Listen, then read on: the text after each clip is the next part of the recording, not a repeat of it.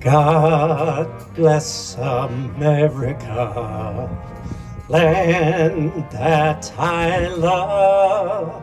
Stand beside her and guide her through the night with the light from above. From the mountains to the prairies, to the oceans white with foam. God bless America, my home, sweet home. God bless America, my home, sweet home.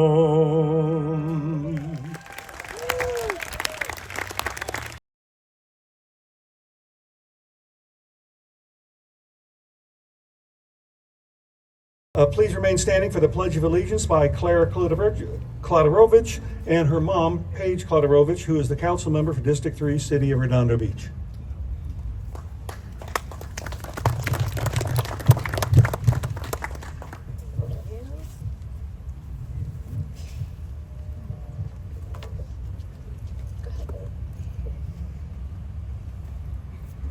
Hats and hoods off, right hand over your heart, ready, begin. I pledge allegiance to the flag of the United States of America and to the republic for which it stands, one nation, under God, indivisible, with liberty and justice for all.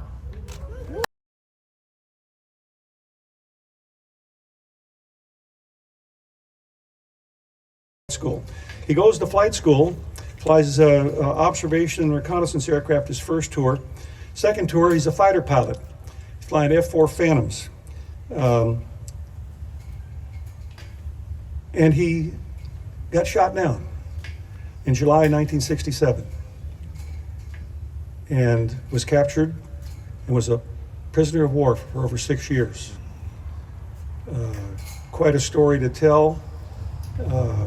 I was shot down in November of 1967, but I ran the SOBs, but they got Colonel Hughey. His decorations include 2 Silver Stars, Legion of Merit, 3 Distinguished Flying Crosses, 2 Bronze Stars, 30 Air Medals, and 4 Purple Hearts.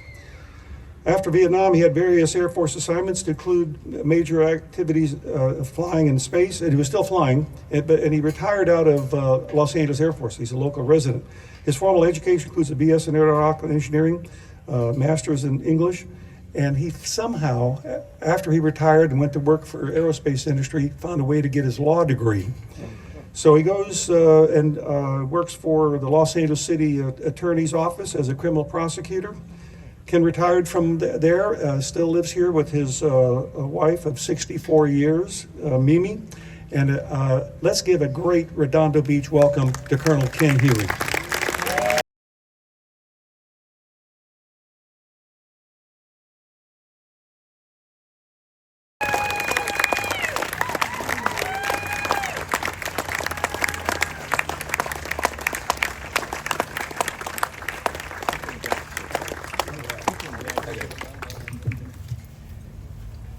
I have one quick correction to make. I've been married, the number, it's a number. 64 years, no. We've been married 70 years next month.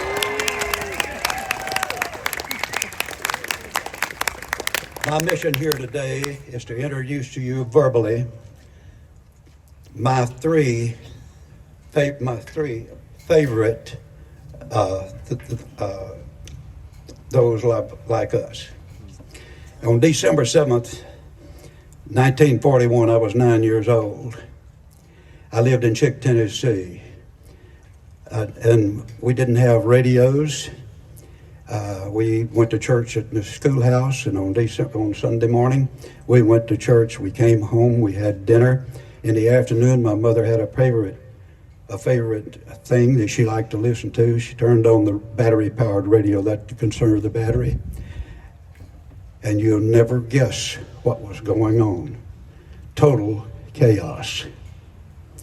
The next day, President Roosevelt talked to all of us, and he said his beginning yesterday, December 7th, 1941, a date that will live in infamy. Shortly thereafter, all the military began to prepare for the war, and all the young men suddenly found themselves in the Army. 3 of those men, well, 4 came from Tennessee. The first one I'll talk to you about was Hollis Reger. Hollis was a good friend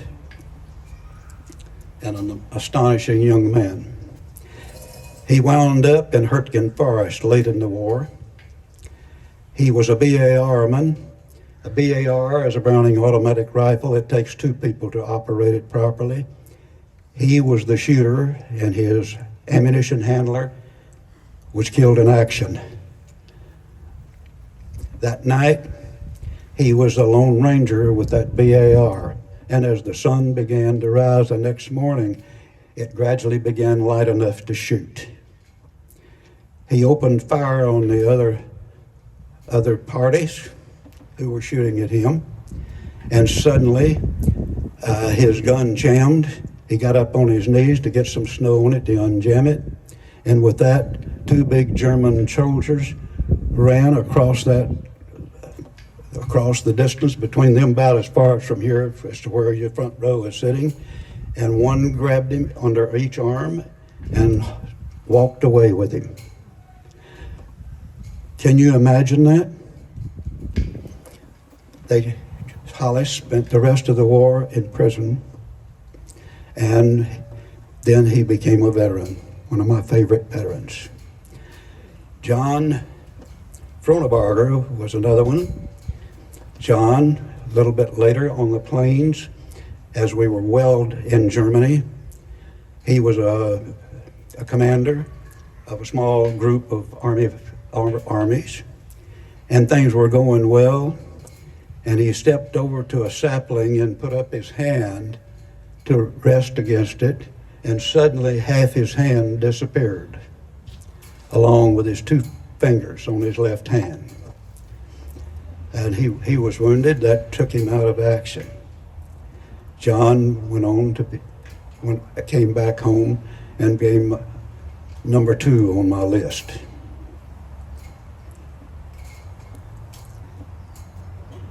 Just give me a second. I'm 91 years old, and I have to.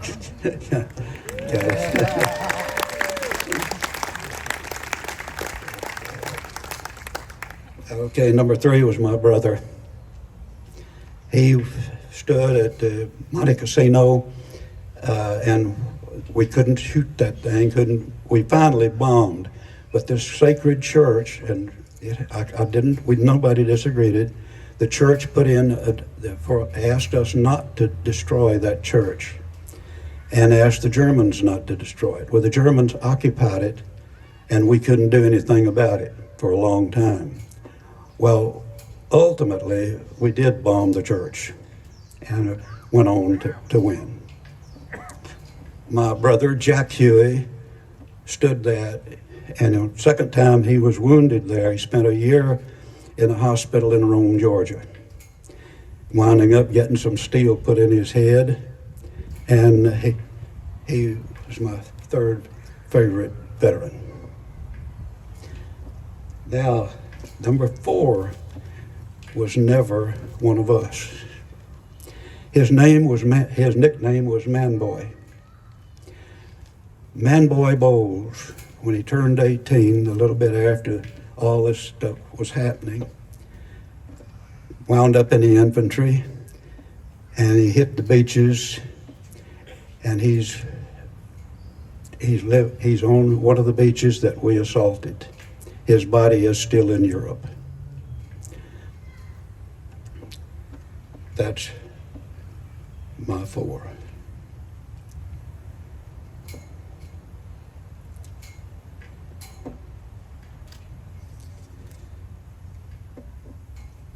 I'm very pleased and happy that I'm a veteran.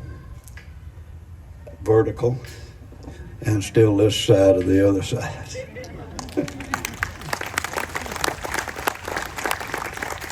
And I want to tell you something. Those 4 souls that I just described have had a powerful effect on my entire life.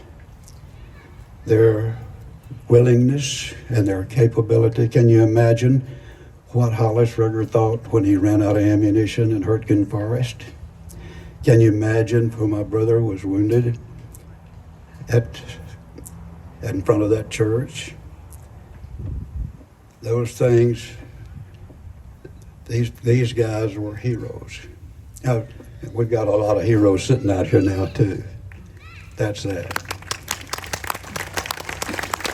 So, I'm glad to be a veteran, and God bless all veterans, and God bless all of you for coming here today for the sole purpose of honoring veterans and participating in patriotic activities that keep this country going.